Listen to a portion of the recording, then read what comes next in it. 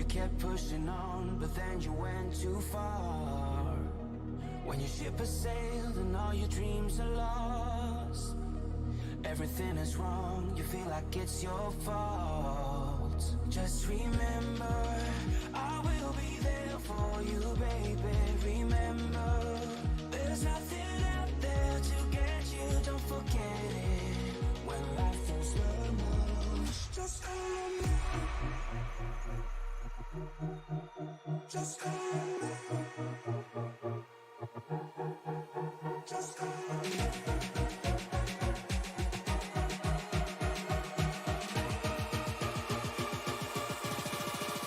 Just call me.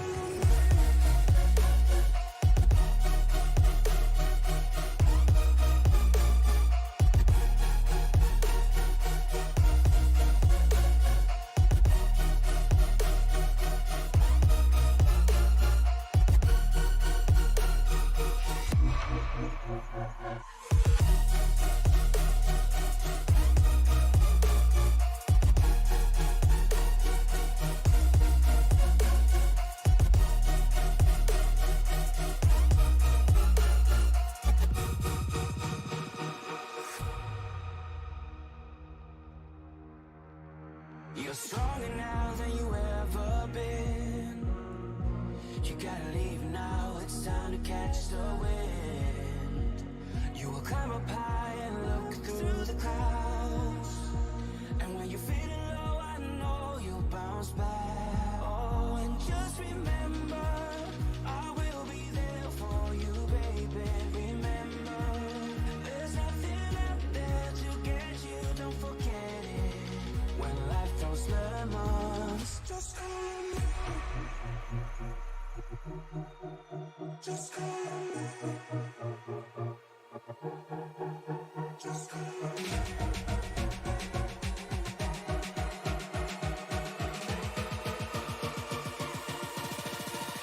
Just call me.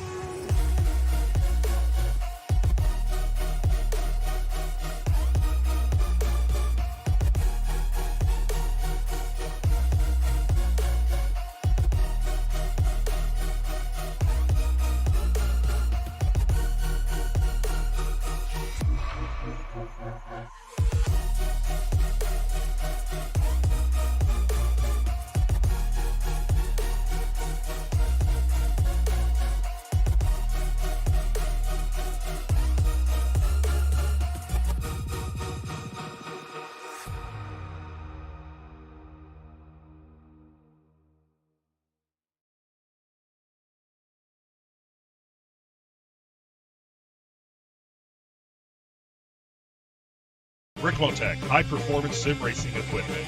There's only one place to go, Ricmotech.com.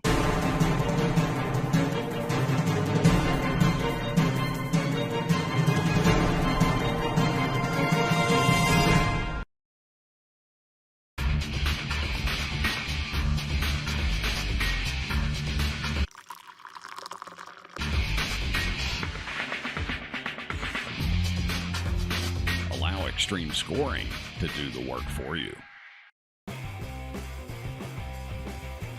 Ricmotech, high-performance sim racing equipment. Whether you're just looking to have fun, train for race day, or become a serious eSports competitor, Ricmotech has you covered.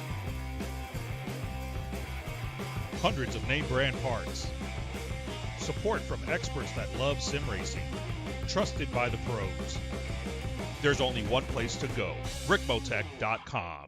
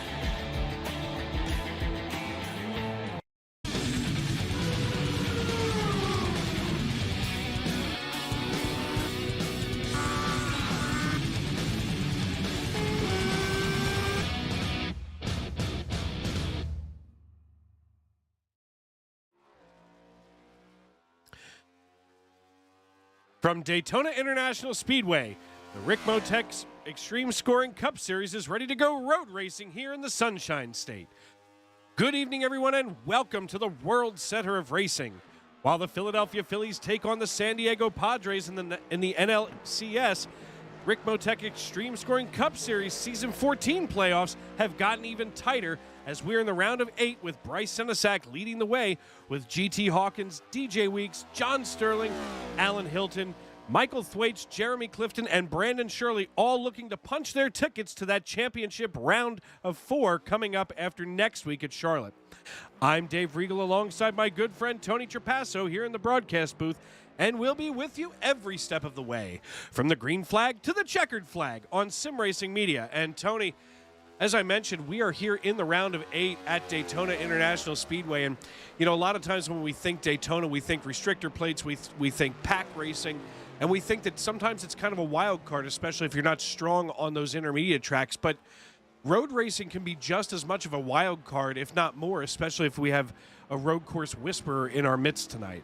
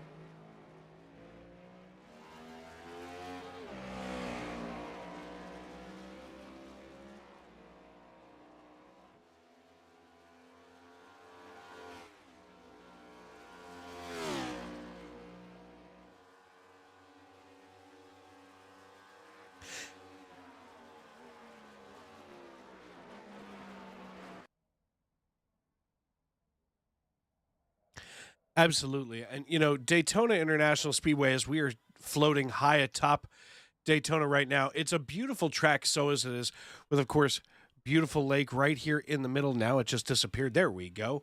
You know, it's a huge facility in the first place. I mean, last night I was calling a race at Las Vegas, and I marveled at the amount of extra racing that they can do at Las Vegas. But Daytona, the oval is 2.5 miles around, but the inside of the track where we're focused on tonight is even more immense. And we're going to see some interesting lap times being laid down tonight, even as we float around. I do want to take a quick look, Tony, at those playoff standings. Right here in the middle of your screen, Bryce Senesac, of course, sitting atop the pile with his 7 challengers in the round of 8 following him. Of course, all of those... Absolutely, and all of those drivers highlighted by green here on our grid, with Rominger, Carr, Elliott, and Cockrell being eliminated last week. And last week's race was exciting, but tonight I think we're going to see a different format, you know, really kind of playing, let's just say, spoiler in some of these standings, as I'm expecting to see some different drivers up near the front.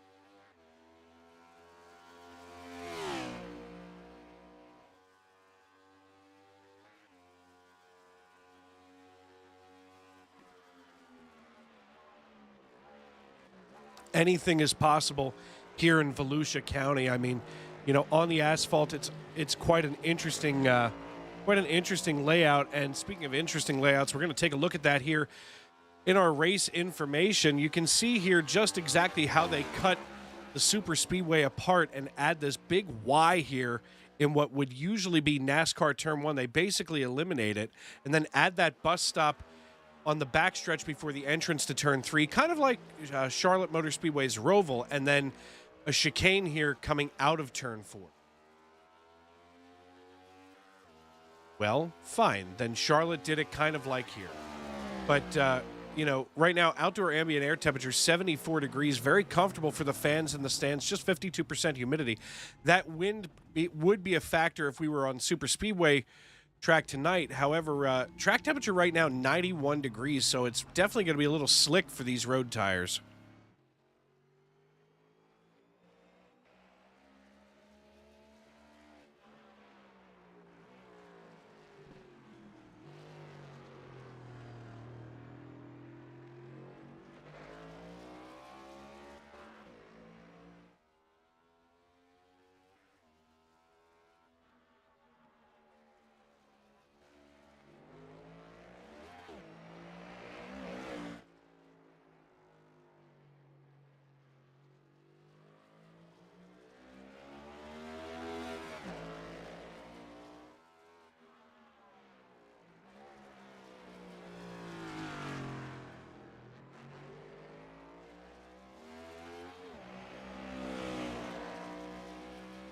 Yeah, even at super speedway speeds, turn two can be a little bit of a calamity corner, especially on that transition. And taking a look here at Mark Hurricane Hanna, he's actually rolling out of NASCAR 2. He manages to make the transition pretty smoothly as he comes down the backstretch, getting ready to go into that bus stop here. And just as we see him get through the bus stop, he manages to keep everything together and underneath him as he rolls out into NASCAR 3. We're going to take a look here behind him as we roll through the 3-4 complex. I mean, Tony, this is quite an interesting, let's just say an interesting layout that we're going to deal with tonight, as it kind of feels like, especially once you're on that oval, at one moment you feel really good, and then all of a sudden, you're making that really hard left into that front chicane.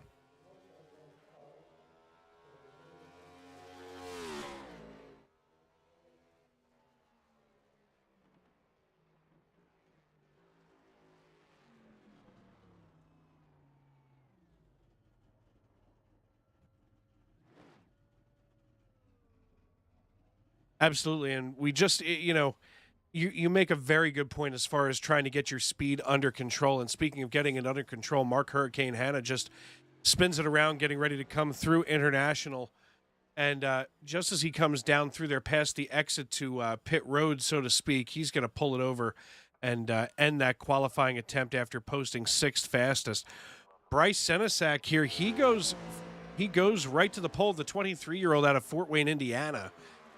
He leads the points in the 09 Primetime Chevrolet Camaro. And I'll tell you what, that 09 Primetime Chevrolet, it just looks sharp, and he's got this thing all kinds of cranked up early.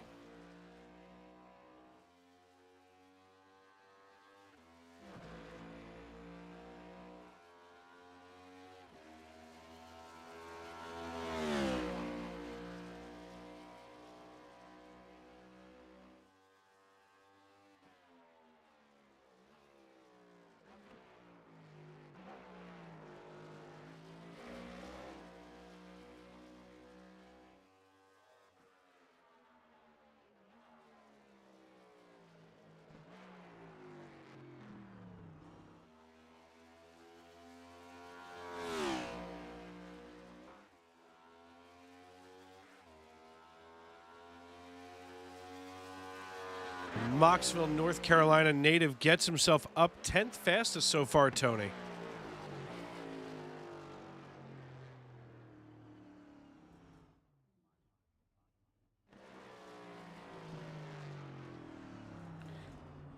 All season long we've been watching Bryce and GT go after each other. And I mean, I think the one thing that I take away from watching these two drivers on track is that they do it so respectfully. It's like nobody's spitting in the other guy's face. They just keep it so professional, so tuned up that it's impossible to take your eyes away from them when they're side by side on the track.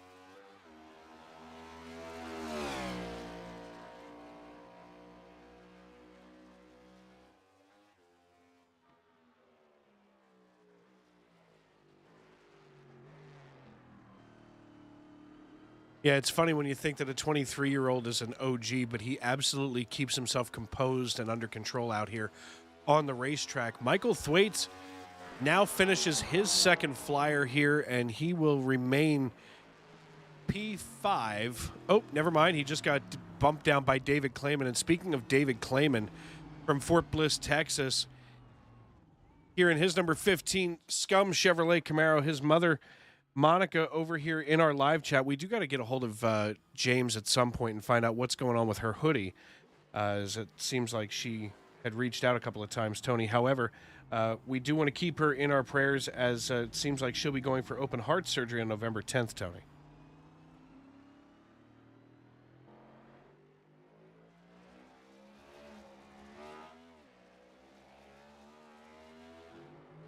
Speaking of pulling for it, Jeremy Clifton from Statesville, North Carolina, coming out of the chicane through the Geico restart zone toward the start-finish line. And let's see where he finishes. No better. He's going to sit P11. Just two drivers have not gone out there and qualified tonight. That would be David Elliott and Alex Carr. And I still think that no, with the amount of time left and our best time being 1 minute 53.56 seconds, I believe Those two drivers will be starting from pit road, Tony.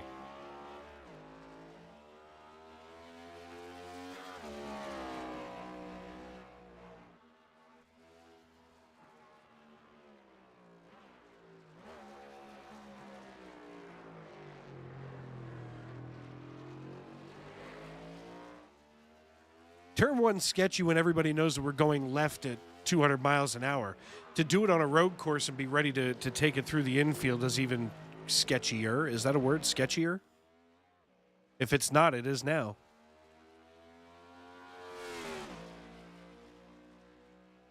We'll go with that. David Elliott looks like he had come out on track to do something, the Blacksburg, Virginia native, 42 years old, but he just sits here idly by at the end of pit road, as does Alex Carr from Fox Lake, Illinois, rookie in the All-American ARCA Series. How about that? That's what it says. Yeah. And apparently he loves Mario Kart. I, too, love the Mario Kart. Actually, that was supposed to be up until things have now gotten drastically different in my real-life work situation. That was supposed to be our theme for Halloween this year. I was going to be Donkey Kong. Can you imagine? They wanted the fat guy to be the big angry ape. Yeah, I feel like I fit the part. I could wear the tie. That's true. That is true. Well, Tony, looks like qualifying is complete now. Let's take a look at the qualifying results. Right here in the middle of your screen, DJ Weeks takes the pole, just barely over Bryce Senesek by 0.3 of a second. GT Hawkins gets P3. Clifton Cockrell going to be starting on the outside of row 2, or the right side of row 2. Row 3 going to be made up of David Clayman and Michael Thwaites.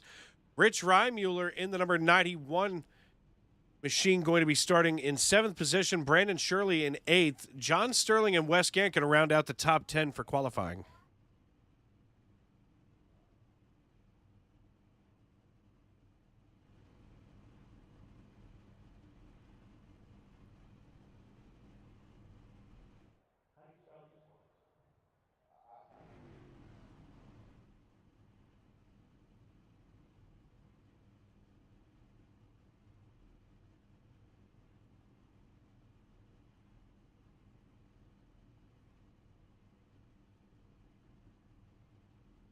Yeah, you know, it's kind of funny. Daytona is a big track, so as it is. So there are times, you know, especially on the super speedway side, where we look and it's like, gee, this is going to be a long pace. But could you imagine doing a pace lap, you know, starting from the start-finish line? My goodness, we'd still be here tomorrow waiting.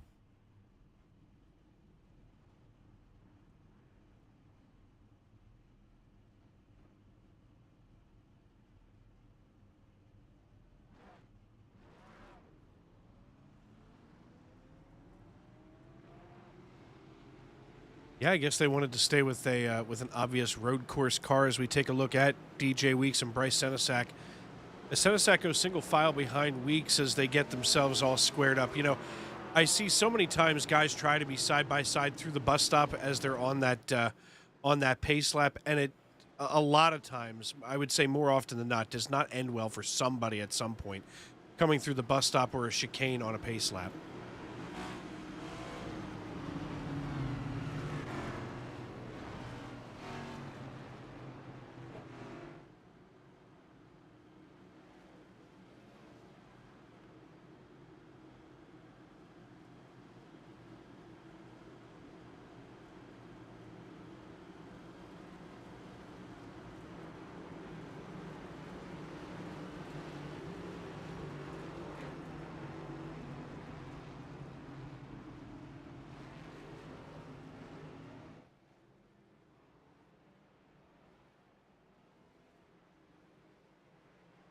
As the field works out of that chicane, they enter the Geico restart zone. The green flag waves, and we are underway, Tony.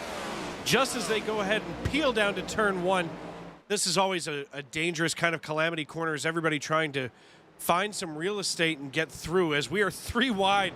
That's not something that you see every day on a road course.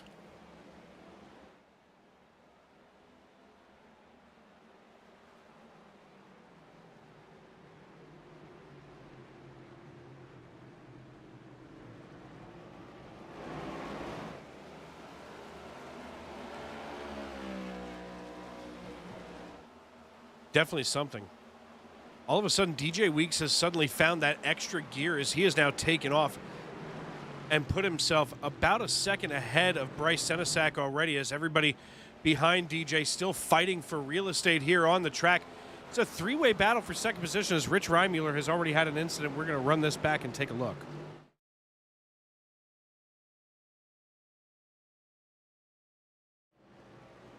Well, it shows Rich Reimuller having crashed. We're going to take a look here and see what may or may not have happened. Waiting for it. And oh, I see where this is about to go very bad. Oh, little bump there into the 15 of David Clayman.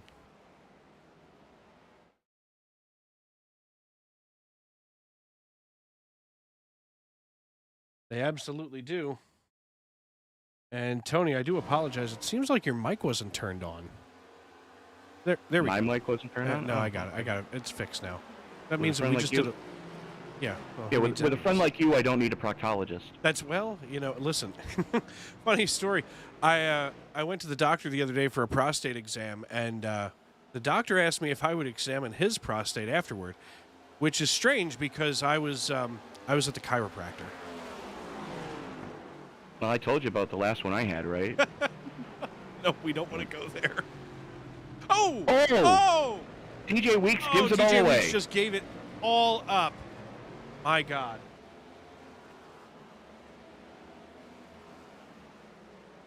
Battle for the lead as GT Hawkins and Bryce Senesac want that top spot. Right now, GT Hawkins looking for a three-peat here, as we're waiting for Dave to roll that beautiful beam footage on what happened to DJ. Getting on it here. Beautiful bean footage coming up. And we take a look here at DJ Weeks rolling out of that front chicane. And just as he comes down toward turn one, we're going to fast forward that a little bit so we're not idly by listening. And just as he comes through turn one, we can see it here before getting into international hairpin. He just brings it around. Oh, that's upsetting. Well, the international hairpin is actually a little further up the road. Well, he just absolutely gave up, 6 positions right now. Right. But I'll tell you, man, he's not giving up positions. GT Hawkins currently sitting +2 as he's worked his way around both your pole sitter, DJ Weeks, who sits back in 7th, and Bryce Senesac, who started on the outside of row number 1. Clifton Cockrell sitting +1. Michael Thwaites in 4th, +2. Rich Reimuller +2, sitting in 5th. Brandon Shirley +2, sitting in 6th. And then you got DJ Weeks -6. Unfortunately, that could have gotten bad for Reimuller. He was able to get it collected.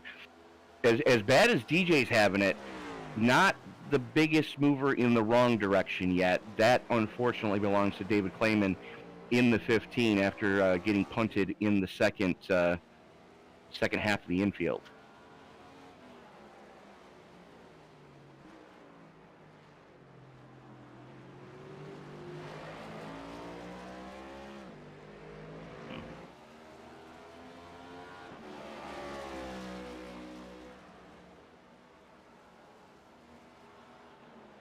All right. Well, GT Hawkins and now Clifton Bryce Senesac had problems as Clifton Cockrell was able to get by him, Dave. He absolutely is. Now Senesac running in 3rd position right now as he's going to chase down Cockrell pretty hard as they get through this turn here and they get out to NASCAR turn 1. Now GT Hawkins all cranked up in that glory pole, number 14 Toyota Camry. Hawkins leading Cockrell. It goes Hawkins, Cockrell, Senesac, Reimuller, and we go back to Reimuller in the number 92 Spaceballs, the Camaro machine. And I'll tell you what, we look at this week in and week out, and I love this paint scheme. I didn't hear me. Make sure the source is turned on OBS. Well, according to Dave, everything's turned on. Whether or not you folks can hear me or not, that's a different story, but I do apologize for technical difficulties if we have them.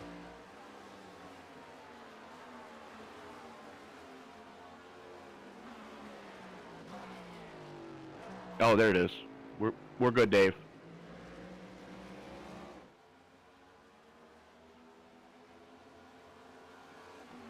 Well, that's weird. Blame the iRacing update that came out a couple days ago. I mean, I do have to blame. Actually, so the update that Windows 11 made on my computer yesterday just about made it throw up. Wait a second. Why did you download Windows 11 in the first place? It suggested it. I figured, why not? I'm a little crazy. I knew you were crazy. I didn't think you were stupid. Well, I mean, 42 of David Elliott getting loose here. He gets it recovered just behind Jeremy Clifton. He gives up a little bit of momentum now, as that's going to open the door for David Clayman to get around. And, now, geez, cats. Now Clifton gets a little loose here, as we now have a three-way battle for 10th position. And now David Clayman coming out on top here in the top 10 on lap 4 of 36 here at Daytona International Speedway. Hannah just put it in the grass behind those guys.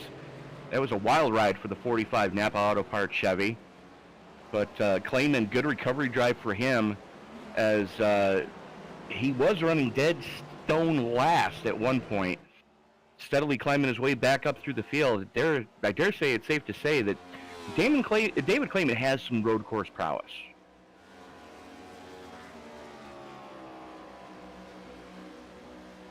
He absolutely does. Pay no attention when Dave goes quiet, folks. He's watching the baseball game, because his Philadelphia Phillies are going against our other broadcast partner, Frank Marchese's San Diego Padres.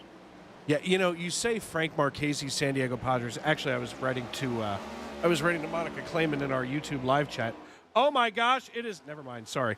You know what? You shouldn't have even said anything about baseball. You made me check the score. Top of the fourth right now in San Diego at Petco Park. 2 outs, and the Philadelphia Phillies are leading the San Diego Padres 1-0 off of a Bryce Harper bomb into right field, and it's only about 2 rows deep. But David Clayman just blew the chicane on the front stretch. That's going to be a slowdown penalty. We see him slow down, but it doesn't look like he's too concerned. When everybody behind him blew that corner too, which is helpful. You know what?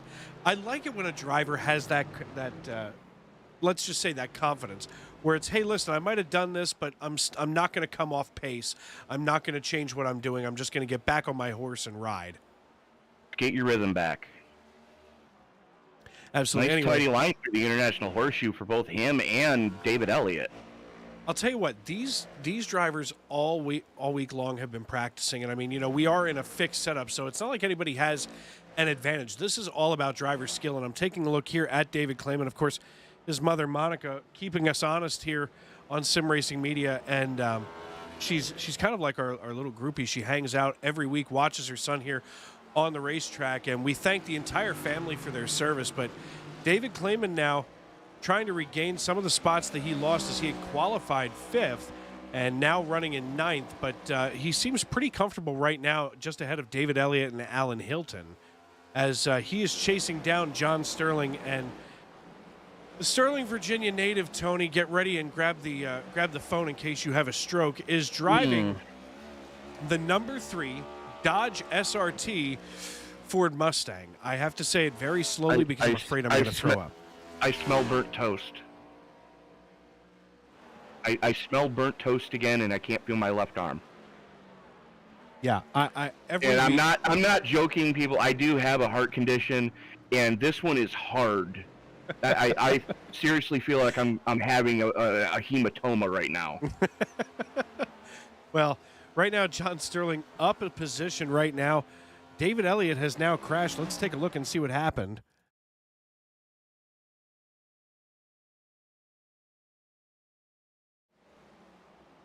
As we see David Elliott right here, the only car on your screen right now in this camera shot, as we're here in the blimp.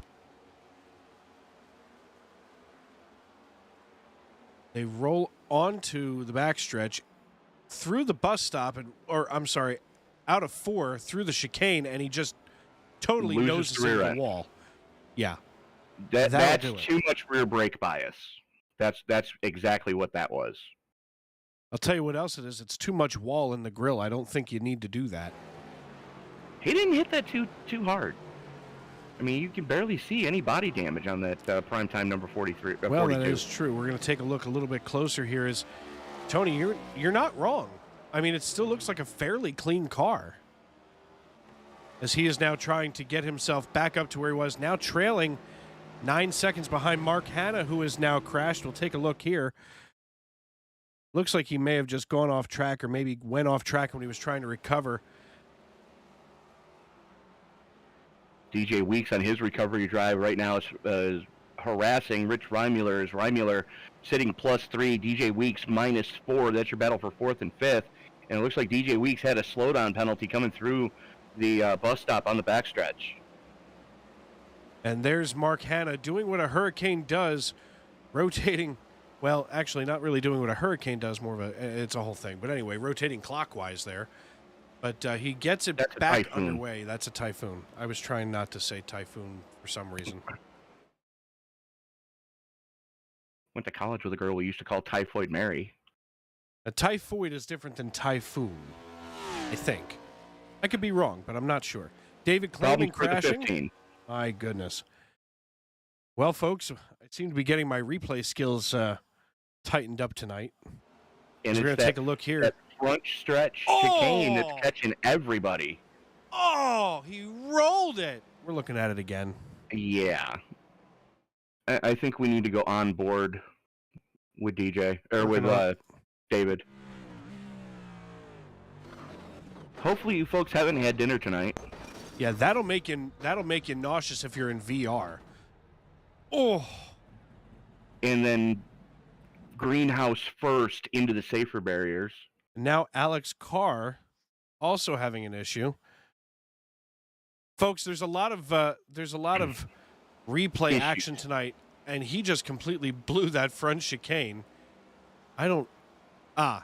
Actually, he didn't crash. He just had to serve that slowdown penalty and came to a dead stop. Can't say I blame him.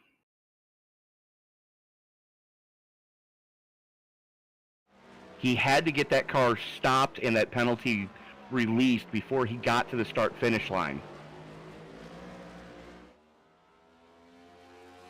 Absolutely. And here we are on lap 7 of 36, Tony. I'm fairly impressed with what we've seen so far tonight, as GT Hawkins, your race leader, has really only about a 1.45 second lead over Clifton Cockrell. And look at the last lap Cockrell ripped off. Yeah, he just went purple. And now JT Collins goes purple. What's good for the goose is good for the gander by 20 thousandths of a second. It's all right. That's worth it. Wow. And all of a sudden has built that lead back up to 1.63. So we're going to take a look here side by side nearly. We finally have a good battle going on here in the middle of the pack as Michael Thwaites, former, I almost said former, no, he's still a current playoff driver, sorry. Chasing down DJ Weeks as DJ Weeks on his recovery drive, still running in 5th position right now. I got to be honest, with as much of a lead and as great as GT Hawkins is right now, I don't see how he's going to claw his way up another 4 positions. He's going to have to hope for something to happen to the 2 cars in front of him.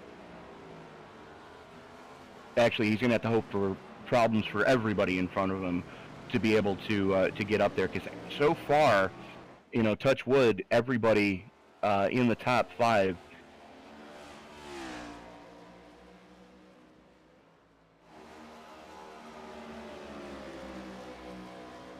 So if you'd like to be my new broadcast partner, folks, just send a letter to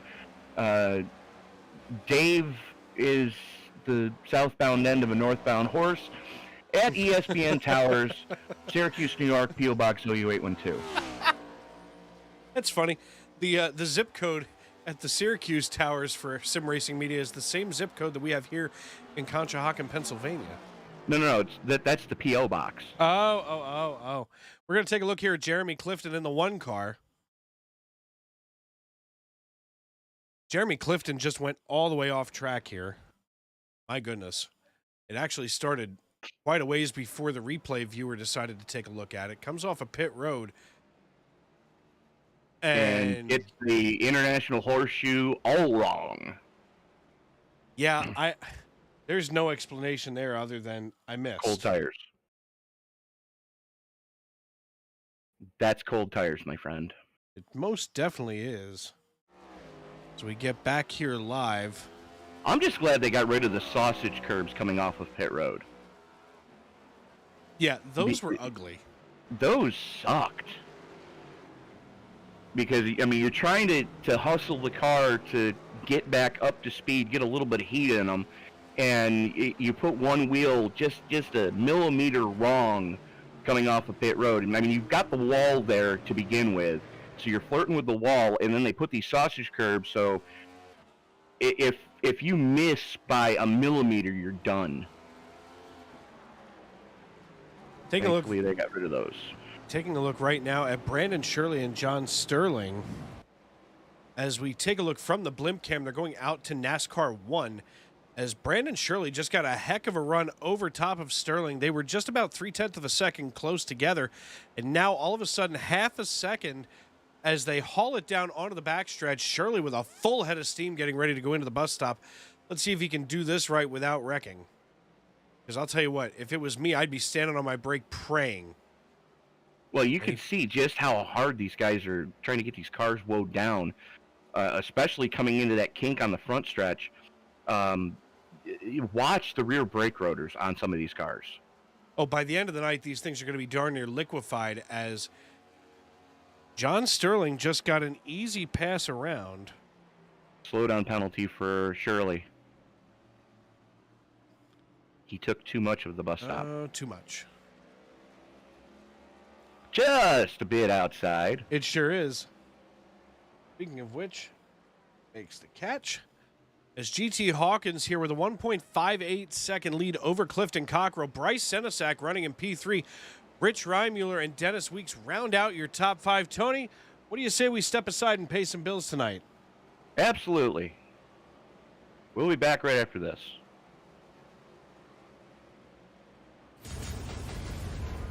Are you struggling to keep up with the top drivers? Are you ready to get faster and more consistent? If so, it doesn't have to take as long as you might think. With the VRS competitive subscription, you'll have the telemetry, setups, tutorials, and everything you need to analyze your driving and see exactly where you're losing time. Our data packs and the ability to compare your driving with the best in the world will show you where to adjust your inputs, change your driving line, and shave seconds off your lap times. When it comes to your equipment holding you back, the powerful and precise Direct Force Pro wheelbase and precision pedals are being used by some of the best drivers in the world, including Jordan Caruso, Tim Ryan, Jordi Lopez, and Oscar Piastri. It's no secret that VRS hardware is not just the best on the market, it's also the best value for money. So if you're looking to upgrade your wheelbase to direct drive and want highly adjustable, ultra-realistic pedals, VRS is your answer. You can get better, faster, and more consistent in less time and for less money.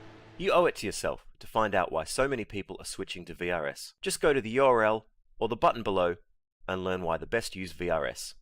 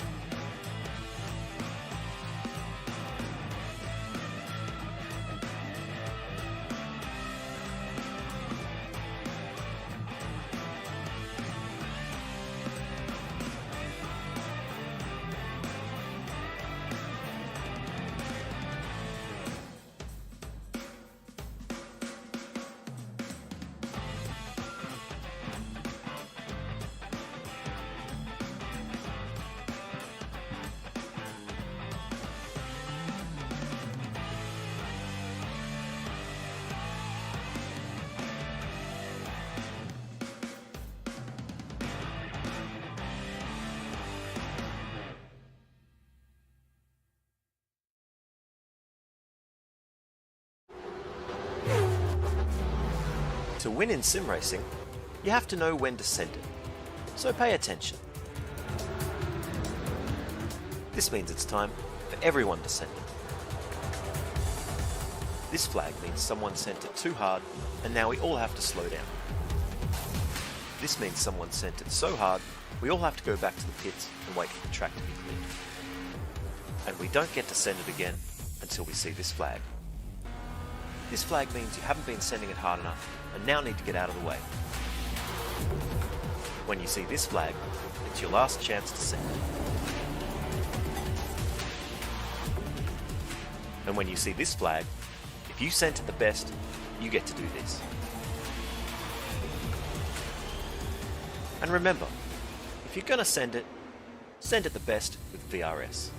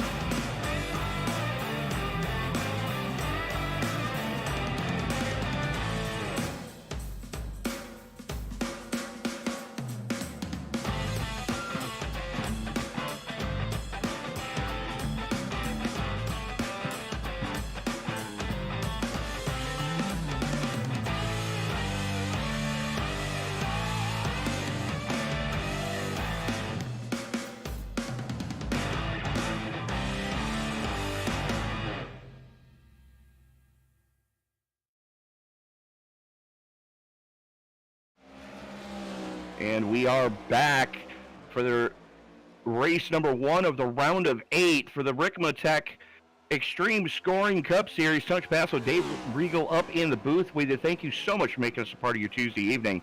This is one of 5 races we had on tap for today, Dave. Yeah, it's one of 5 races, and of course, one of the more exciting ones that I would be curious about is we're a third of the way through this piece here at Daytona, is of course the Western States Racing League in season 47, Tony. Yes. Tuesday nights have definitely become like psychotic here on Sim Racing Media. I hate saying the word "like," but they've become psychotic. They absolutely have. I think management really needs to have an evaluation for their own safety. So if there's a judge out there that's willing to sign a 5150, that would be appreciated. As DJ Weeks going to bring it pit side. As DJ Weeks brings it down here on lap number 13, that'll leave GT Hawkins atop the pile yet to come in, as the top 3 have not come in, as well as now John Sterling moving up into P4. So interesting pit strategy here early on. It is, and I dare say, with the pace that Hawkins and Cockrell are setting, there's not a lot of fall off for either one of them. As a matter of fact, Clifton Cockrell just ran his second fastest lap of the night with a 1:53.91. And GT Hawkins just went purple through the infield. Speaking of pink and purple, if you'll notice, new paint scheme on GT Hawkins Toyota tonight. In note of Breast Cancer Awareness Month, as I know, Dave, we've had throughout the broadcasting that we've been doing here in the iRacing servers, we've had the opportunity to meet some great people, and a good friend of the station, Brian Tarnowski, unfortunately last year lost his wife to her second battle with the disease. And I'm sure Brian, if he's listening, would agree with me when I say that the best way to combat it is get tested early and get tested often. Absolutely, and you and I had the pleasure of working that Tarnowski race together. Actually, that was more than a 3-man booth. That was like 9 of us crammed in there that night, and right, because everybody wanted to show support for Brian. And Brian, Bob Nestor of Monday Night NASCAR Xfinity Series fame had gone out there and gotten a lot of good drivers together, and we were able to pull a lot of drivers from other leagues on Sim Racing Media, including some from the Western States Racing League, here in Extreme and Ghost that we had at the time. I mean, it was just Sim a really great Edge, iRacing East. Everybody came together to support Brian and his family. And Tony, that's one of the things that you and I have talked about 1,000 times. I mean, unfortunately, we were supposed to meet this weekend. That's not working out because, real life and stuff. But, a lot of these people we've never been able to physically meet in real life. And at the same time, this community will pull itself together and support one another, especially in the darkest times of our lives. Yeah, that's the one thing that I love about the iRacing community is whenever something goes sideways in someone's real world, the sim racing community always pulls together, and they do. Dave, you can confirm this because you're actually on the admin team for Sim Racing Media. We have to get at least 7 or 8 requests a week for one-off tribute races. Yeah, and folks, don't hesitate to reach out to Sim Racing Media on Facebook.com. If we have the ability, and we generally do our very best, especially for those special races, especially for fundraising and things like that, we are always here at your disposal, and more than glad to support our brothers and sisters on the iRacing.com servers. Absolutely. That's been the one thing that we've been able to pride ourselves on ever since this company was first started way back in 2017 or late 2016, early 2017, is we've been known as the company to go to. And I said it before and I'll say it again. I will put any one of our people that go into the booth week in and week out against any other broadcast company in the world. I mean, and I'm not just talking about YouTube streamers. I'm not just talking about iRacing broadcasters. I'm talking any broadcast team in the world. Right. I'll tell you what, the thing is, we have such a diverse group of people that we draw from here at Sim Racing Media. I mean, there's you who has real-life radio experience. There's me who has no real-life radio experience. There's, Frank Marchese, who's currently working out at Petco Park, and because we're here in the neighborhood, he's working out at Petco Park right now in San Diego. He's the on-site producer for tonight's Padres radio broadcast. Yeah, and of course that would be I would be dead. Are you jelly? Jelly? No, I mean, yes. I'm full jealous mode, actually. Yeah. If I could do anything right now to have Frank Marchese's job, I would take it. It's not very often that I get to say that the Philadelphia Phillies are playing in the National League Championship Series tonight. And, hasn't happened since 2011. It's a whole thing. It really is. And it's just a great group of people to work with and to rib each other week in and week out, day in and day out for many of us. And, folks, come on over to SRM if you're not happy with your current broadcast crew. We have fun. I mean, we can do fun. We can do dry. It doesn't matter what you want to do. We can be whoever you need us to be. And one thing Clifton Cockrell needs right now is 4 fresh tires and a tank of Go Fast. As he's bringing it down pit side, is Bryce Senesac just reset fastest lap of the race with a 1:53.39. Holy cow. Crap. Wow. That's a lap. The question is he going too hard too soon, though? That's the biggest concern that I have. Well, he just came down on lap 12. He's got to save these tires as we're only on 16 now, so he's only got now 5 laps in. As Clifton Cockrell going to go to the top of the point. Woof! GT Hawkins, that's a white glove slap to the face with a 1:53.18. He has challenged you to a duel. Out of that Glory Pole Company number 14. Holy cow. Well, Senesac just went purple in segments 3 and 4 to lay the 1:53.39. Now, Hawkins was actually fast across the board for his 1:53.18. I mean, they're moving. I mean, look, Hawkins now has the 10 car of Clifton Cockrell in his sights, and he just came in for pit service as Cockrell, in 2 laps after him, is about to get put a lap down. Well, the thing is, they can see each other right now. Senesac can see Hawkins in his rearview mirror because it's going to be hard to miss that bright pink car.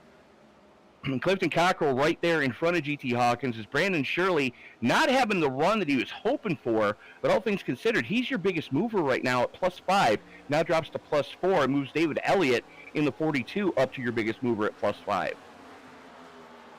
Absolutely. We're going to take a look now at David Elliott, who's running in P9, now +6. as he has gotten himself around Alan Hilton in that number 8 Maestro Chevrolet Camaro, as Hilton bites a little bit of dust there, getting ready to come through the turn segment as, whoa, here comes Elliott all the way around right here in the middle of our screen live.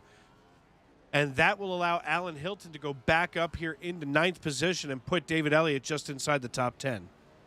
It is so easy to blow the braking zone for that corner, because if you catch too much of the curbing coming through the little kink in that infield section, it is so easy to just send the car around. Luckily, he didn't hit anything. Yeah, he definitely, in fact, I'm going to take a run back here since we've got the time. We're going to take a run back. Problem what? in front, Dave. Never mind. Let's see what happened. The one of Jeremy Clifton lost it right in front of the leaders. Here we're with Jeremy Clifton. Oh, my. I can see what's oh! Bryce Senesac. Oh! And Clifton Cockrell just buried it right into Jeremy Clifton. Absolutely nowhere to go for either of them as they were running stem to stern, coming through the switchback that is the 2-3 complex, heading into the International Horseshoe, and it just went all wrong from there. Yeah, Cockrell just buried it right into the rear, and it just, there was no place to go for anybody else after Senesac got in there as well. It was just pandemonium, if you will. And they've already called 3 drivers to the hauler post-race. Yeah, if this was real life, Mike Helton would be waiting there with his hands on his hips going, guys? Pretty much. Speaking of Mike Hilton going, guys, going to be a substitute driver in the 40, the hell number is he? 45, this coming weekend. Oh, you didn't hear? No, the car Bubba drives. He is in the 23, okay. So yeah, going to be a substitute driver in that car this week. Yeah, he didn't have a good Sunday, we'll say. No. You know, here's the thing. This is the period of you know, Bubba in his infield care center interview, he's not wrong in the fact that he was very honest in saying people are not used to seeing him running where he is. I mean, what the 23XI team has done for him is incredible. They put him in the right equipment. I mean, Michael Jordan and Denny Hamlin have him exactly where a driver like Bubba needs to be. It's the Gibbs satellite team. That's really what it is. And you take a look at over the past 10 years, how many championships has that team combined won? In 10 years, I think it's 37. No. Yeah, across all 3 top-tier divisions. Oh God, yeah. Yeah, you're probably in the 30s. But anyways, you know, he's with the right people. He just needs somebody to sit him down and coach him on life skills right now. Yeah, and, you know, again, Bubba, we had a similar incident in the Davis Brothers Roofing SNN Cup Series Sunday night here on Sim Racing Media. And no, your situation was much worse. It was a lot worse. But, you know, here's the thing. What I really saw out of Bubba is somebody who's finally allowed to be comfortable in his own person. And, you know, because for so long it was, oh, Bubba's out here and he's filling a role and he's just a role player out here on the racetrack. But now he's able to be more competitive because he's in the right equipment. You know, we say it all the time here in sim racing where, oh, well, you know, I can race just as good with a Logitech G29 as I can with a 923 or a Fanatec Direct Drive. No, the Direct Drive will always be superior. So, obviously, if you're driving a Toyota, the best Toyotas that you can find on any racetrack have some kind of affiliation with Joe Gibbs. And, I mean, he is just on fire. Yeah. Oh, yeah, absolutely. You know, he's turned that team around, and that team has turned his career around. You know, he's with a good group of people. He's with a group of people that are willing to help him grow. He just needs to let them help him. And that's the biggest holdup right now. Absolutely. And, speaking of holdups, I think it's one of those situations where, you know, the holdup right now for him is people respecting him. And I think he commands a lot more respect than he gets out on the track. And please tell me that your mic was muted when you said that. As Dave loses his mind over the baseball game that we're watching the race here, Dave. 18 laps to go. We're going to the top of the 6th in San Diego. Phillies lead it 1-0. Just past the halfway mark here at Daytona. Race 1 of the round of 8. GT Hawkins looking for a three-peat. Bryce Senesac wants redemption after getting collected by a lap car coming into the International Horseshoe a handful of laps ago. But GT Hawkins 1.3 seconds to the good over this battle for second between Bryce Senesac and Clifton Cockrell. That is your closest battle on track. Everybody else separated by multiple seconds. These guys right on each other. Can you imagine, Tony, as I look up here at our timing and scoring, we're halfway through this piece, and these drivers have still kept as much competitive spirit as they can. Even as we come through the tri-oval, I just took a look there in the flag stand. Holy cow. 153.01. He's ready to go sub 1 minute 52 seconds, Dennis Weeks is. Yes, he is, as that fast lap of the day. Not just the race, the day. So nobody's gone faster in either of the two previous portions of this event, the hot lap session or the qualifying session. DJ Weeks just blistered one as he's on his recovery drive after having issues early on. A lot of drivers out here on their recovery campaign. One driver that I'm starting to feel really sad for here is David Clayman in the number 15 Scum Chevrolet Camaros. He is now down 7 positions, running in 12th, as he is just not having the night that he had hoped for. His best time on track tonight, 154, and his last lap was a 156. So he's obviously battling some kind of problems here with the 15. Not really sure what's going on, but definitely not having the night that he wanted. Dave? He what? He rolled the car earlier. Oh, that's right. I had the wrong. Hold on. I got to change my notes. He went greenhouse first into the safer barrier before pit road. So I wrote 25 instead of 15 for that. I was thinking Greg Carr, not David Clayman. Right. Sorry. But he rolled the car earlier, and you can see that thing's not really tracking as straight as it should be. And I don't think he realizes just how bad that thing is dog tracking. It's almost like watching those early 2000s cars where they go down the front straightaway sideways almost. Tony, real quick, just to bring Monica up to speed here. What? Yeah, go ahead. Monica over here talking about when you and I say that they go purple. Monica, what that means is the timing and scoring software that Tony and I use while we're watching these races and calling them. When somebody... David Clayman just wrecked. He just got it sideways coming through the back half of the infield. Didn't hit anything, just spun it, trying to get the power down. Anyway, okay. Anyway, what that means, Monica, is that when it goes purple, that tells us that was the fastest lap of the race or the fastest segment of a race. And, of course, right now that belongs, my goodness, that belongs to DJ Weeks at 1 minute 53.01. But, the way that it works is our live timing and scoring, it'll flash different colors at us depending on what's going on. It'll say green if it's the driver's personal best segment. It'll, looks like Mark Hanna and David Elliott got into something. It'll flash red if they've gone off track. And if it goes purple, that means it's the best segment or best lap of anybody in the race.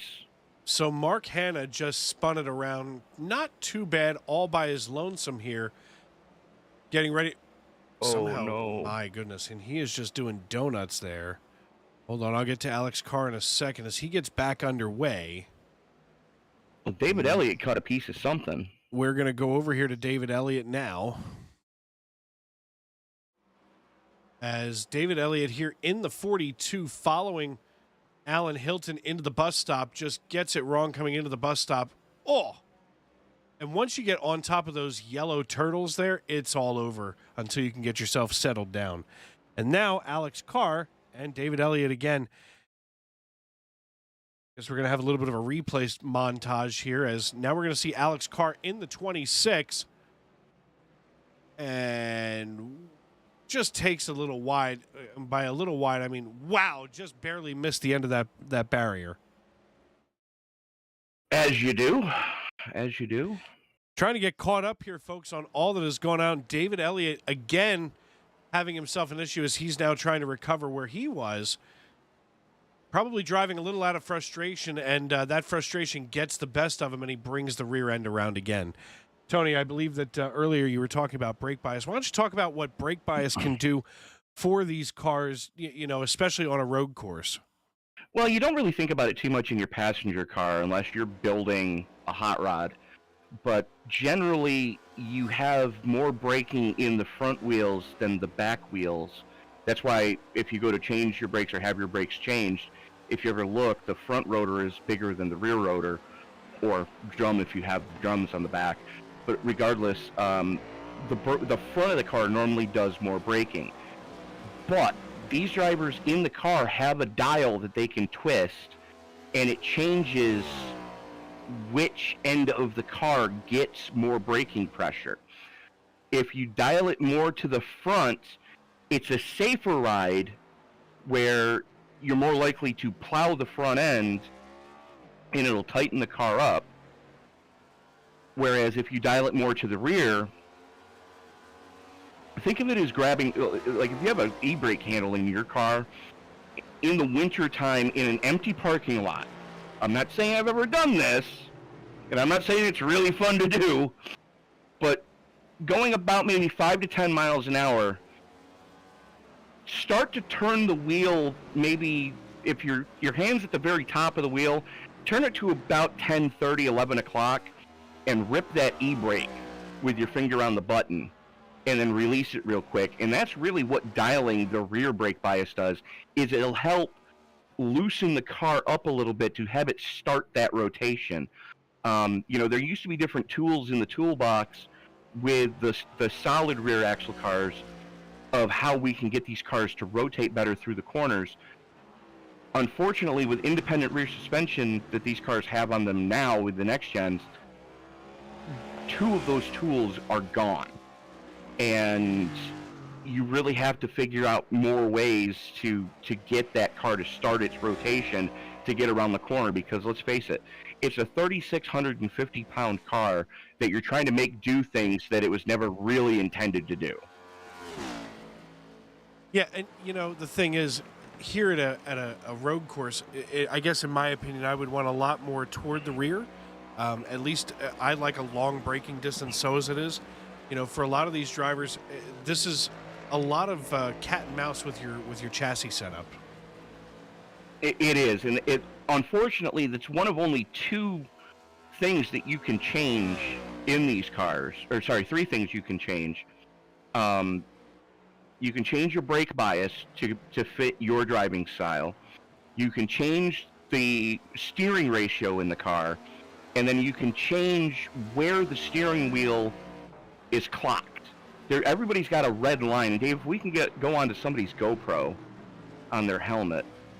Absolutely. You can see that red line at the top of the steering wheel.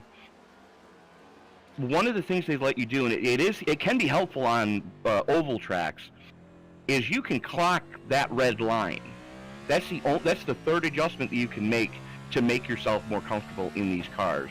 Riding along with GT Hawkins, Tony. Okay, perfect example right there. You know, you can see that red line, you know, up at the top of the steering wheel. There you see it. It's orange on his car, but on this particular steering wheel. But you can clock that one way or the other to really help get you comfortable with the setup.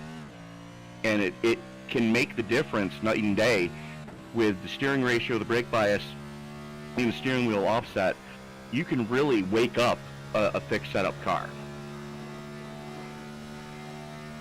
Yeah, absolutely. We see him coming out of NASCAR Turn 2 toward the bus stop.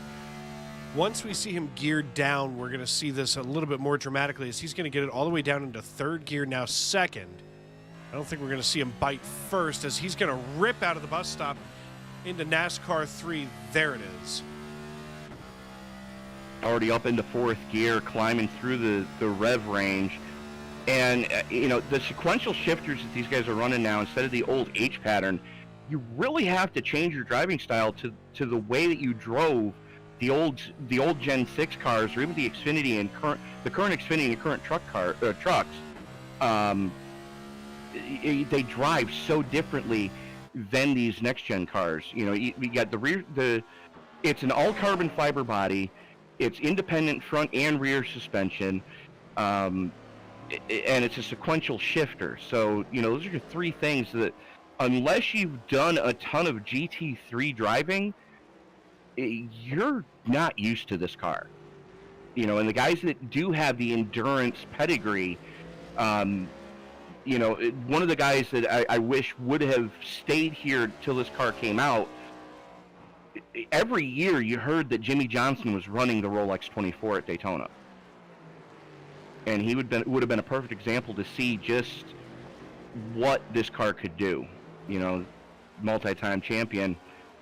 I'd love to see what he can do in this car. So if anybody's listening, Dale Jr., you need to set that up, get him in one of the cars and let him rip around the track for a couple hundred laps. I mean, at least exactly. At least to show him to see what he can do in these cars. I mean, to me, it's always impressive when I see some of these drivers come back and drive a next-gen car, something that they've never done before.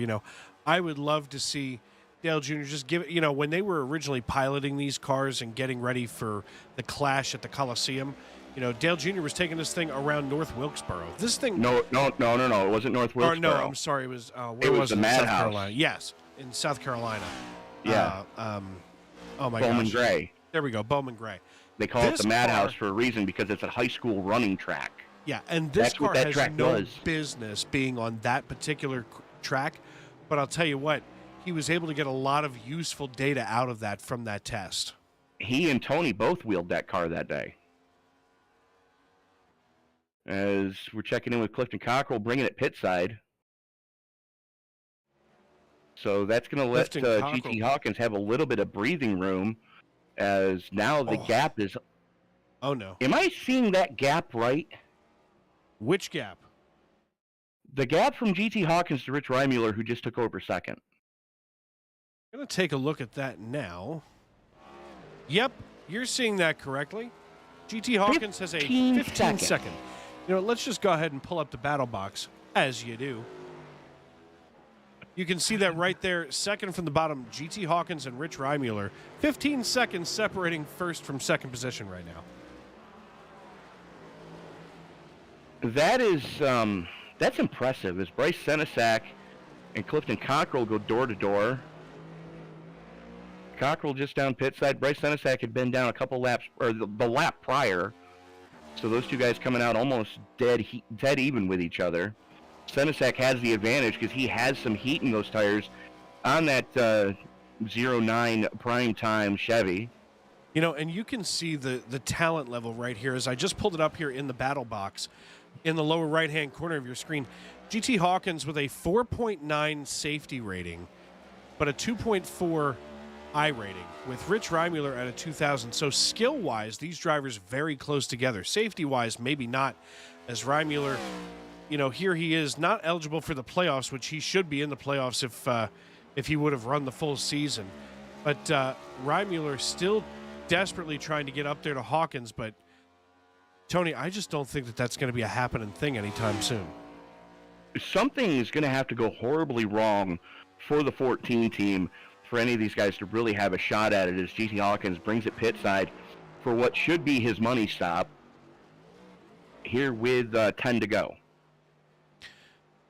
I can't believe I just looked up and it is 10 to go. I mean, this race has just been absolutely great. Once again, here in the extreme scoring Ricmotech's, Cup Series, I'm always impressed with the way that these drivers handle themselves. And I mean, speaking of handling themselves, if you get a chance, folks, go ahead over there to extremescoring.info. You can check out the software that they use. I mean, I know that many of us on the iRacing.com servers are accustomed to a certain website for points and things like that, but you really need to check out the extremescoring.info website and check their software out because it is incredibly intuitive.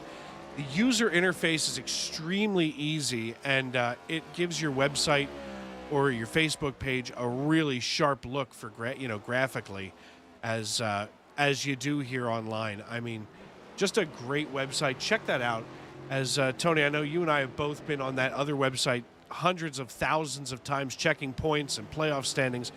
But I got to be honest, in my eyes, I think Extreme Scoring is the best in the market right now. It definitely breaks it down so it's more user-friendly. And you don't need a special web browser to be able to upload your league's stats and statistics and last race results. Unfortunately, there's only one web browser you can use for the other go-to site for timing and scoring, or for league scoring. But the Ricmotech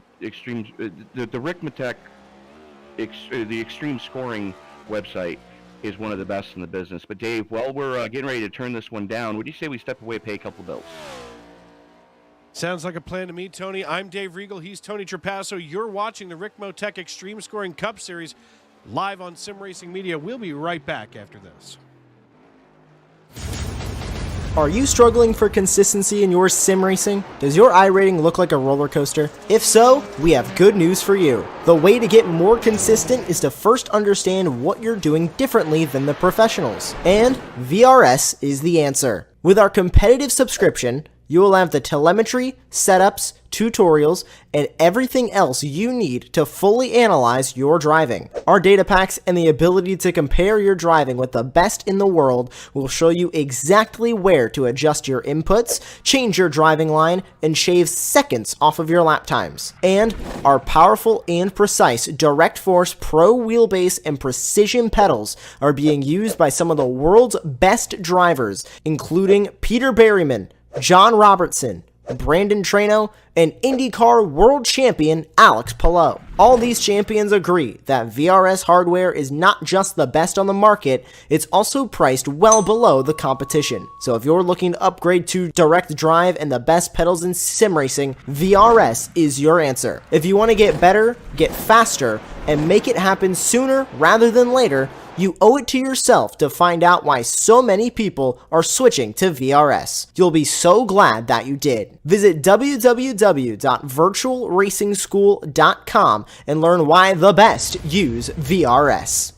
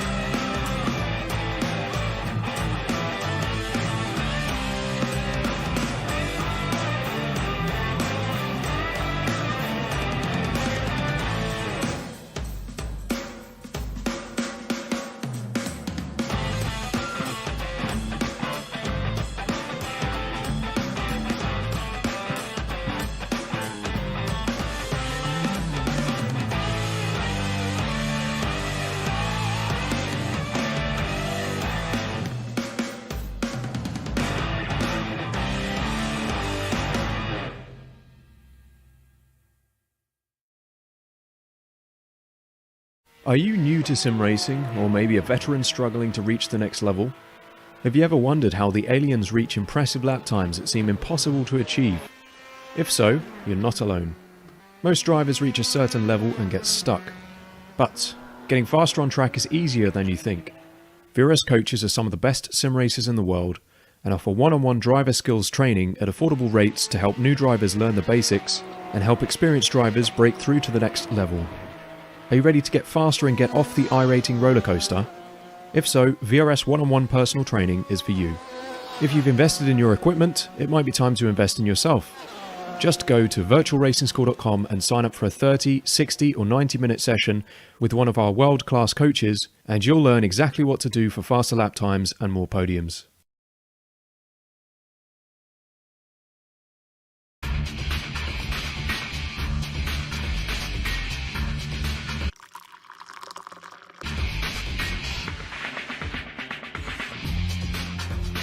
Allow extreme scoring to do the work for you. Ricmotech high-performance sim racing equipment.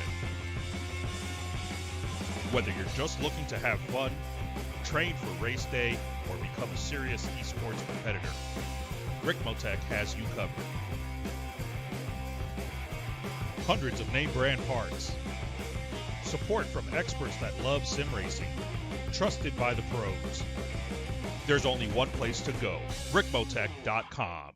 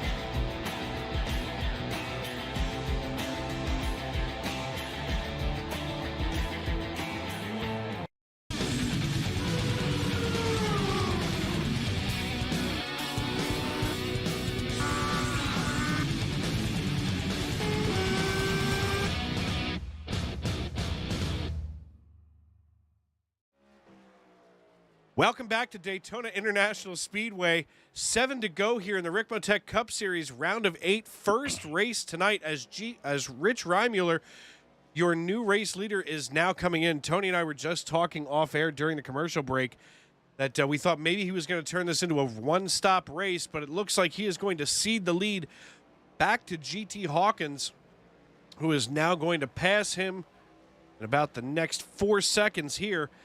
That'll move Clifton Cockrell up into P2. Bryce Senesac in 3 as right now Rich Reimuller falling through the standings, Tony. Yeah, it's unfortunate. It just, he stayed out as long as he could. He's going to have the freshest tires, but he's going to have to really blister a lap to get anything done. As right now, David Clayman being scored as the last car on the lead lap. The only bad news is that's GT Hawkins right behind him, and now in front of him. We could do that all night long. It's almost like I can finish your sentences, you can finish mine. That puts Brandon Shirley now to the last car on the lead lap. And Shirley, you must be thinking that he's not going to be there for very long, as GT Hawkins 32 seconds behind him, theoretically, or ahead of him, if you will. Shirley is just coming into the International Horseshoe right now, as Hawkins is just coming out onto NASCAR 1 and 2. Yeah, so he's got a lot of distance to cover there. I'm not sure if he's going to have enough, but that should let us finish with 8 cars on the lead lap. And I'll tell you what, this race from start to finish so far has been well handled by each of these drivers. As we started with 16, only 2 drivers so far, David Elliott and Jeremy Clifton, have decided to put it on the hauler. A little bit of drama earlier as race administration has decided that there's some folks that need to be pulled into the NASCAR hauler after this piece. And one of them is one of the ones that's already put it on the hauler. Yeah, and I dare say that he probably walked past the NASCAR hauler and said, yeah, whatever, I'll pay the fine. Just let me move. I'm going home. I'm taking my things, I'm getting my ball, and I'm going home. That's what he said on the way past. I'm going home. That's exactly what I picture, too, for both of us as I look at a hat on my shelf with a hot dog on it.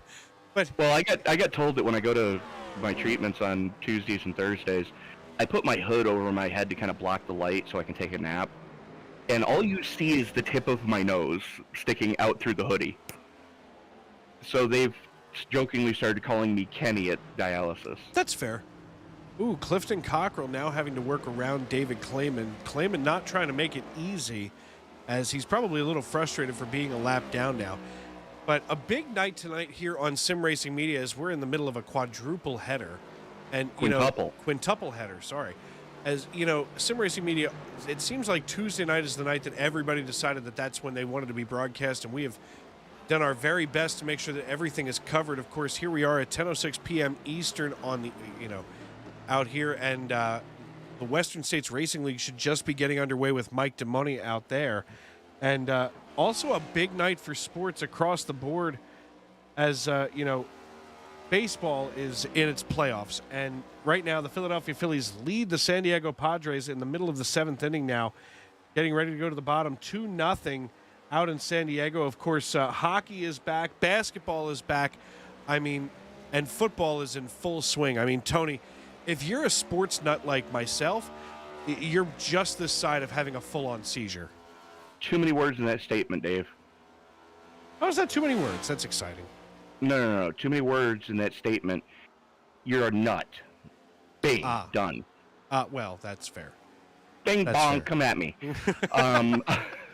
But yeah, no, my Yankees eliminated Cleveland earlier. Now we have to face the cheatingest team in baseball history. Really? After the Chicago White Sox. Yeah. Well, banging on it. For those kids that grew up with the TV show Doug, like myself, that is Banging on a Trash Can by The Beats. Look it up on YouTube. No thanks. It's fantastic.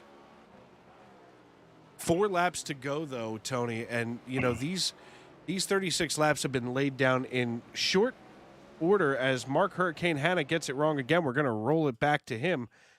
Mark Brandon Hanna Shirley goes pit side. Mark Hanna has had himself a pretty rough night here on track as he rolls out this time at turn 4, goes to go into the chicane, smokes those tires, and just noses into the wall. Well, that's not good.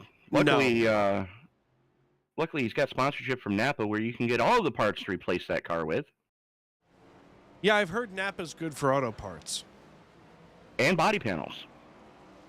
Well, he's going to need them for sure on the number 45 Toyota Camry. Yes, it is a Camry. It's not a Supra. Did you catch me? You caught yourself. I'm proud of you. Well, proud of you. Look at me wording.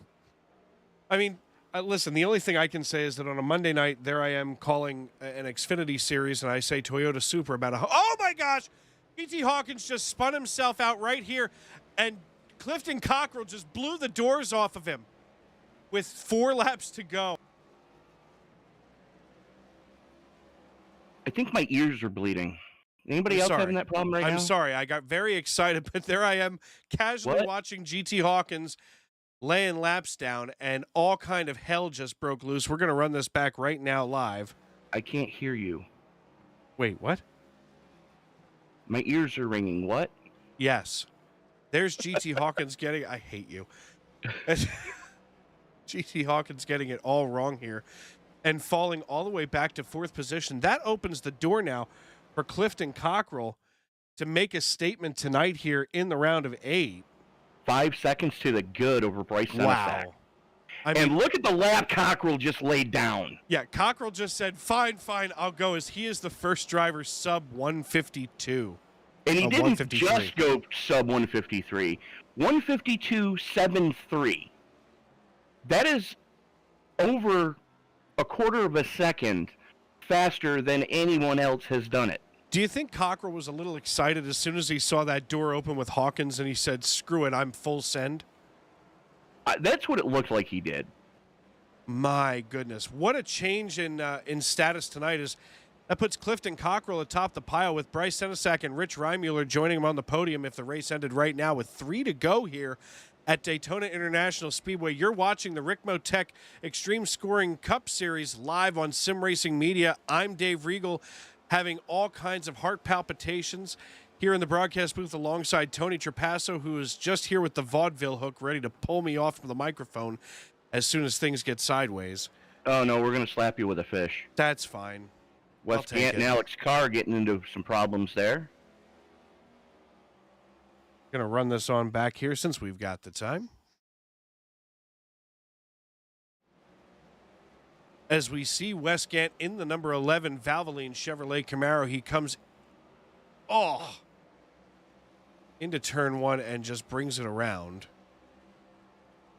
I dare say I wonder where Alex Carr is, or if these were two isolated incidents that just happened to come one after the other. They're a couple seconds apart. Here we are. Looks like Carr had some problems coming out of the International Horseshoe.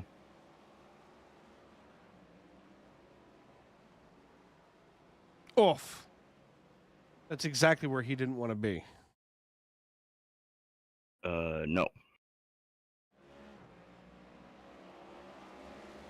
And the thing is, that second part of that infield switchback, just before you lead back out onto the oval, it's a late apex corner, and a lot of drivers get that wrong, and then you're off camber just as you're trying to go back out onto the oval portion, and it's so easy to get that wrong in any car. If you think it's scary in a next-gen Cup car, try it in a LMP1, the Le Mans prototypes. It feels like you're about to die in a Porsche. Well, you know, something that I've started to see a lot of drivers do is they take some of the LMPs out for practice, especially because, you know, I personally like to take that Cadillac V out if on a schedule that we're getting ready to do a road course, just so I can get acquainted with the track. You know, these next gen cars handle so much differently than the Gen 6 cars on a road course, and even here we are with 2 laps to go, and I mean, you know, a lot of these drivers still trying to figure it out, and we've been out here for 34 laps. As Cockrell brings it out of the chicane, white flag is in the air as he comes through the start-finish line in the tri-oval. We are racing back to checkers, Dave, but it's not really a big race because he's 7.5 seconds up the road already. No, right now, the tightest race on track right now is GT Hawkins and Rich Reimuller, as they are separated by just a half second here as they haul it down into turn one, just passing the exit to pit road now.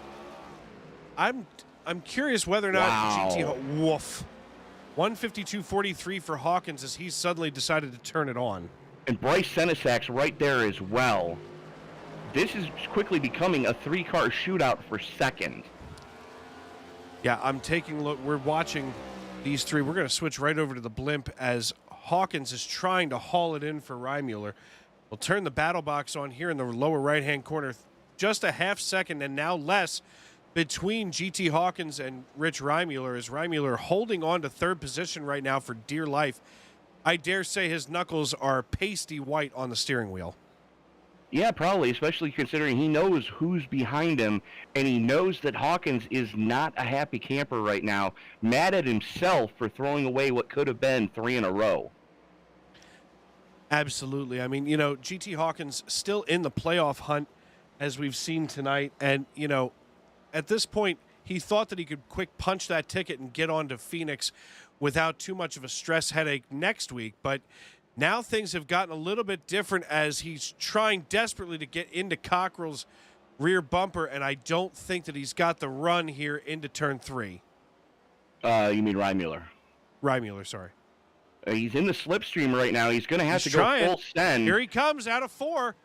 They're side by side getting ready to come into the chicane. Reimuller drops down in front of him to throw the block. He wiggles a little bit to get him to back off as they come out of that front chicane. They go to cross the start-finish line. GT Hawkins getting loose, losing all of that momentum. And Clifton Cockrell takes the checkered flag here at Daytona Road Course. What a run we just saw out of Clifton Cockrell and company. Just incredible. I'm shocked. I'm floored. This was a great race from start to finish. It absolutely was. I mean, I don't think we could have asked for a better race, as he is on his cool down lap right now. So we are going to reach out to the man of the hour, driver of the Rad number 10, Clifton Cockrell. We got to talk about the elephant in the room. what did you see when GT Hawkins spun it?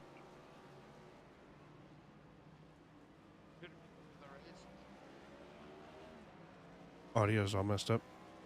Clifton, we cannot hear you, sir. So we're going to be coming back to you. Bear with us. Working on it.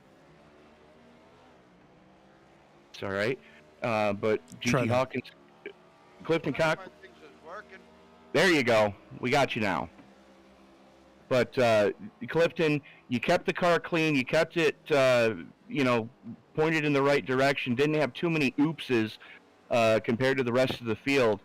How difficult was that in the last handful of laps to keep your cool?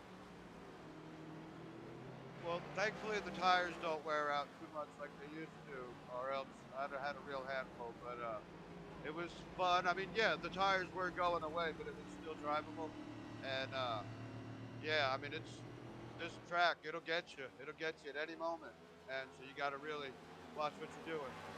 For sure. Absolutely. Put on a good show tonight. You guys absolutely did put on a banger of a show. A lot of back and forth, a lot of strategic moves, I dare say, that helped you on the road to victory here tonight at Daytona. And correct me if I'm wrong, but I believe that punches your ticket into... No. Well, it might have, but No, it would have. Yeah. You guys would probably be mad at me if you knew why, but it was worth missing last week. Well, as long as it was real world stuff that got in the way, we completely understand. But definitely stealing a win here today from the guys that are left in the round of 8 and putting them on notice, I dare say that they're lucky that you did get eliminated last week. And But, I'll tell you what, go ahead. man, I love this track. I love racing these races, and yeah, that was a shame about last week. Real shame. Well, next week we go to Charlotte. You're going to try to match what GT Hawkins did in the round of 12 and go back to back? If I'm here, I'm looking to win. All right. Clifton, congratulations on winning here at Daytona. Great job driving that car. You kept it clean all night. Who do you need to thank before we let you go celebrate this victory with your team? I definitely need to thank thank my wife first of all, who lets me do this year, and definitely the boys over there at B&T Glass in San Antonio, Texas. Caesar, James, all you boys, Eric, couldn't do it without you guys. And thank you for the support. You guys believe in me. I appreciate it, and thank you guys for putting on this show. I love coming here Tuesday night. Well, it's our pleasure when you guys give us action like you did tonight. Best of luck to you next week at Charlotte. Hopefully we're talking to you again at the end of that one. Appreciate it, fellas. All right. Well, I am now pulling up Bryce Senesac here into the broadcast booth as Clifton Cockrell, our race winner, is now out of here. But Bryce Senesac, the pride of Fort Wayne, Indiana. Dave Regal up in the broadcast booth. You got a copy? Yeah.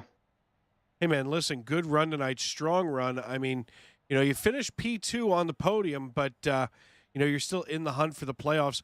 How are you feeling tonight after this run? Just a lot of mixed feelings right now. Clifton was definitely fast. He definitely deserves to have that win. I just feel that situation with the lap car really I don't want to say it took the win away from me, but it took away a shot for me to try and race for the win.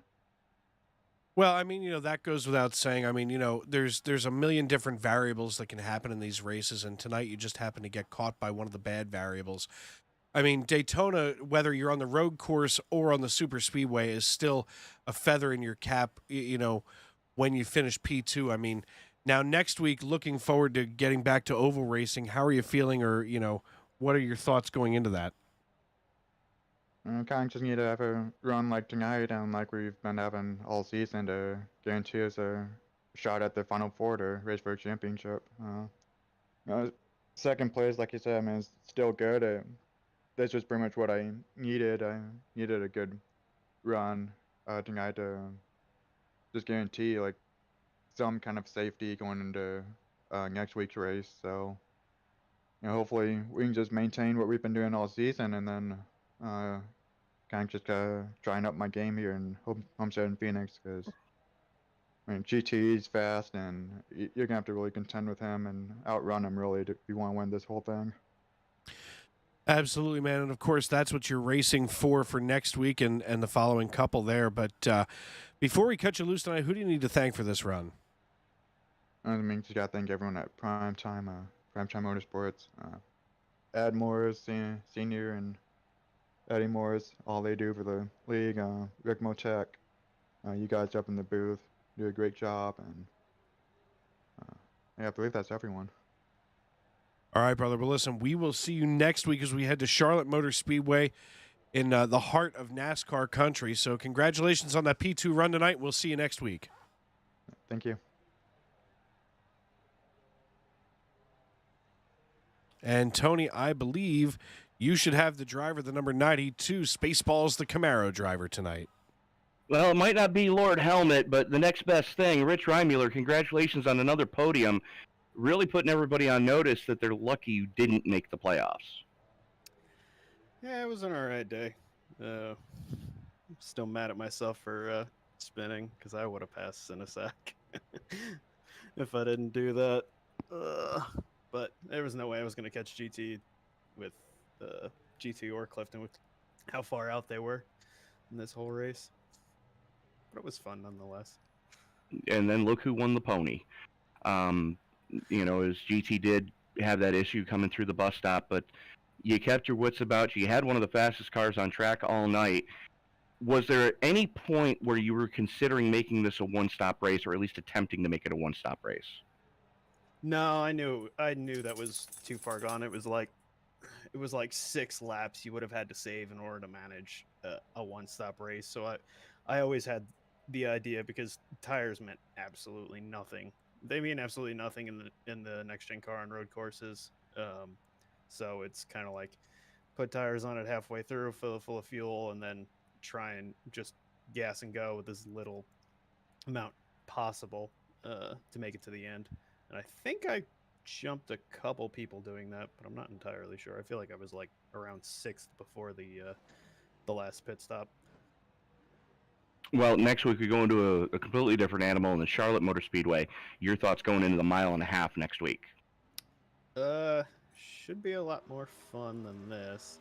Next gen cars really aren't that much fun on this road course, simply because they're so unpredictable in the really low speed stuff. It's annoying, but they're a ton of fun on the 1.5 miles. So I should definitely have a decent showing there, as long as my internet stays fine like last week. Absolutely. Rich, we're going to let you go celebrate the podium with your team, but who do you need to thank before we turn you loose? No, just you guys for putting this on, league admins for running it, and that's about it. All right. Rich Reimuller, driver of the Spaceballs, the Camaro, number 92. We'll see you next week in Charlotte. Thanks, guys. And Dave? Another one in the books. Absolutely, my friend. Yeah, Tony, every week that we get to do these races for the Ricmotech Extreme Scoring Cup Series, I am continually reminded about some of the great racing that we have on the iRacing.com servers. I mean, these drivers from start to finish kept it interesting. And I mean, sometimes on a road course, things can get a little hairy for excitement factor. But the Ricmotech series has always seemed to keep us glued to our screens. They do, and that's one of the things that I was so excited when I heard this series was coming back. They've had us as their broadcaster for the last couple of seasons, and I'll tell you right now, I am so proud to say that we have the Extreme Scoring Ricmotech Cup Series here on the channel.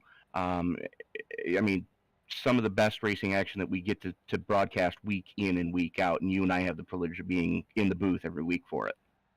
Absolutely. Let's take a final look at the results here from Daytona International Speedway's road course. Clifton Cockrell, Bryce Senesac, and Rich Reimuller make up your podium here atop the pile, with GT Hawkins running in 4th, Dennis Weeks rounding out the top 5.